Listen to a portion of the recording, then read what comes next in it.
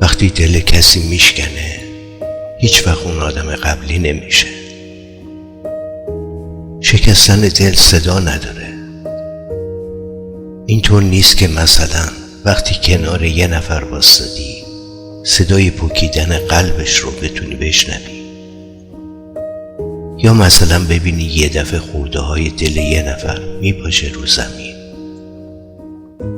شکستن یه آدم بعضی وقتا با چند قطره اشک همراهه و خیلی وقتا با بغض و توی سکوت اتفاق میفته.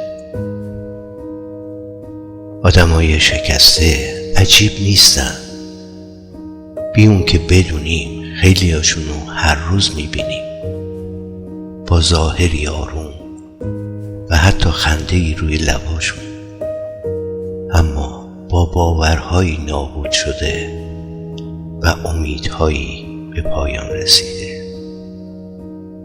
شکستن دل صدا نداره.